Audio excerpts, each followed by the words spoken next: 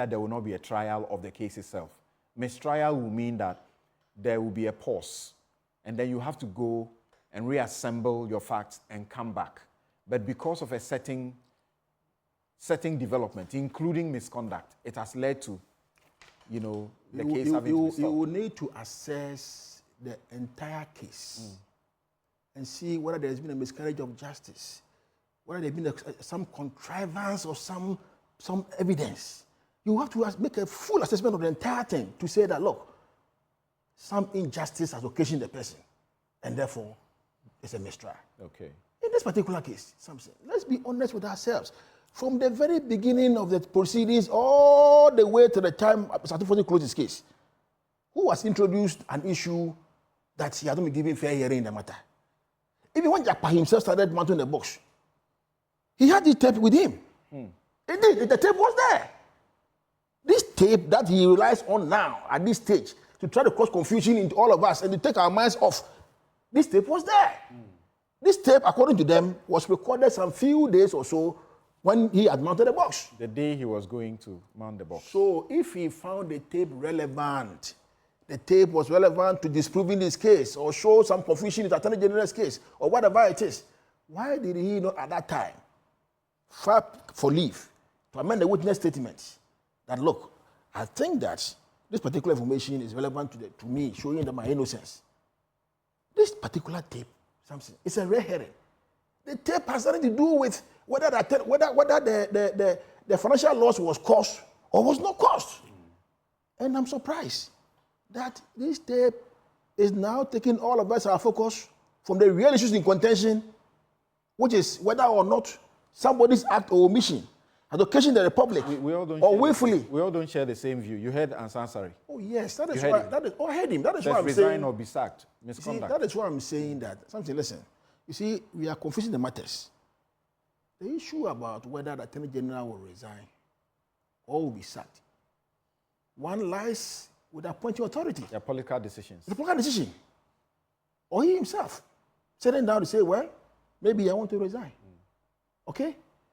The issue of whether there is even a breach of our ethics rules is not the courtroom. It's not the courtroom. That is why the judge says, I'm not going to deal with this particular matter here in the courtroom. Right. There is no rule of law or practice. Okay. That is dealt with in the courtroom. Right. There's an issue that is being raised about the judge not allowing the lawyers to move their motion and to argue. Samson, I was in court. I told you that I had not been following this case, but I was there. I was just next door. I was in the other court. I was also busy. Courtesy, the NDC press conference. It made me now go to court to be listening to this particular matter. Just to leave everything I'm doing to just go and sit down and listen. Right. I was in court. Sammy was in court. He was sitting about 2 blocks from me. The motion was moved. You see, Atukuba delivered a certain decision at the Supreme Court. And experts say 16 alloys. Republic versus Court of Appeal, right? Yes, 16 alloys. What did they say? Once a motion has been filed and all the parties have filed and responded to the application, and the date for hearing is due, the return date is due, a judge is not obliged to admit viva voce arguments in court. The judge can rely on submission filed before the judge and determine the propriety of the application. Now, this particular one, my lord, the judge said, Mr. Tadosori had raised a legal objection. And then we hear the legal objection because it was on a point of law. And he spoke. I was sitting there. Someone was sitting there. He spoke. Attorney General responded to the legal objection. So when they say they did the legal objection, they didn't allow them to speak. I don't understand. What I remember they saying is that they are first on process at the Supreme Court. Yeah, but the legal objection is separate from moving the motion. That's what I'm saying. But no, why the motion has not been moved? Your point is that there's law that says that's immaterial. The judge said, I'm not going to admit oral viva voce arguments in court. Good. But the law is settled that once the due date, the return date is due, and even if you are not in court, the lawyers are not in court, the judge is not obliged to invite you to come and the judge can look at the paperwork and determine the ruling. Do you realize that sometimes we misapply that authority? Why? Because the ratio is not actually that. Why do we give a date for hearing? When you file an application, why don't we say, because you have filed it, come for ruling? Why do we give a date for hearing? Oh, something. We all know that by practice and procedure, you file an application, the return is fixed for you, depending on number, because you must give the other side notice of the application. Good.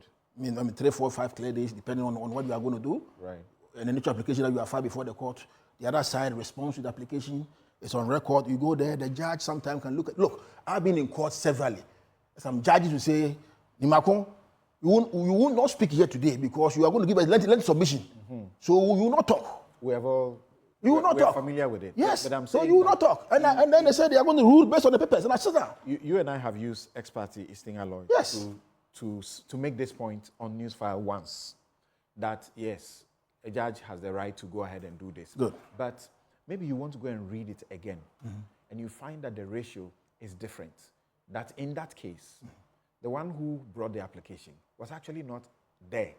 And then the one who had to argue the other side went ahead and did their business. And then later he goes to, the appeal, complaining that I was not heard. And the Supreme Court said that the court has no obligation. It's not obligation. That's in the letter. Right. Obligation. Is there a practice direction to the effect that when you have complicated applications, the court should adjourn for at least 2 weeks for written submissions? Something. It's a practice direction we know that it's followed, right? Something. This case, do you think they should have been heard? Something. You see, let's take it this way. You and I are not the ones to give the judgment or the ruling on a matter. The ruling is now. No. So the judge is official. That's why we can discuss the ruling. Wait a minute. You see, what you have filed your process in court, and the judge says, I need the 1 hour to write my ruling, a reasoning ruling. The judge's duty is to write a reasoning ruling, decision. Right. Not that some of them will write anything, but just write a reasoning decision on why he's going A or why he's going B. And the judge says, I need 2 days to do it. And he indeed comes back with a very copious decision, solid one. Okay. What else again is there to discuss? And in this decision, there's a 33-page decision. It is very clear. 33-page decision for the application by Richard Jakpa, and there's a 14-page decision also for Ato Forson. Let me go to this decision. Lastly, has really exposed the propaganda, the lies that the AG had sought to contrive evidence or had made a part to say certain things. Indeed, on the tape, it is very clear that if you listen to the tape with open eyes, with not the jaundiced ears, you realize that it's Jakpa who was saying what he was saying, knowing because he was recording the communication. Okay, Sami.